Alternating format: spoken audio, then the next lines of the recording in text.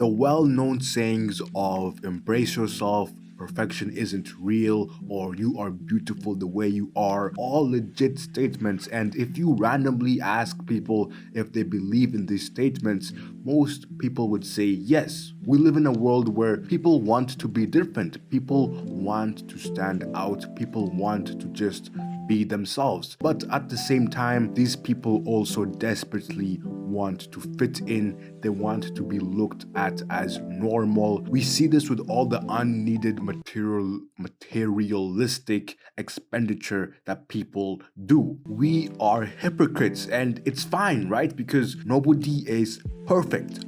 But I'm not here to talk about overconsumption. I am here to look at the bigger picture. Imperfections. What a horrible word. I don't like this word when it's used in the context of people. The statement of embrace your imperfections is fundamentally flawed. Do you guys not understand that you are supposed to be different? Whether you believe in God, God made us all different because why would he just make us all the same? That would not be fun for him. The point I'm trying to make is those qualities that make you different or that you may call imperfections, these are the things that set you apart. You can lean on them, embrace them, or you can demonize them and they become insecurities. As we get older, we begin to understand this, that shit isn't that deep. Who you are is just who you are. It can get deep if you allow it to, so don't. I know this is easier said than done. Easier said than done, not because it's hard to love yourself, but because we aren't taught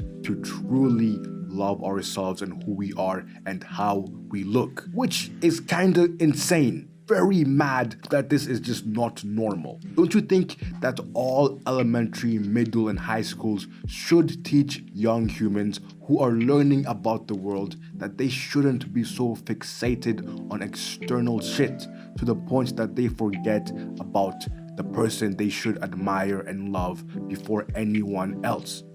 Themselves. From this perspective, it does make sense why people call their unique qualities imperfections because they just don't know how to love themselves. I made a video recently talking about wisdom, and in that video I said that wisdom has to be nurtured so it can grow. Self-love is the same thing. You have to nurture it at a young age so it can continue to grow throughout an individual's life. Like a freaking plant. If you don't water it, give it sunlight and whatever else it needs, it will not grow. It will die. However, you won't die because of lack of self-love. You will just internally suffer. Maybe until you die or until you decide to start loving yourself.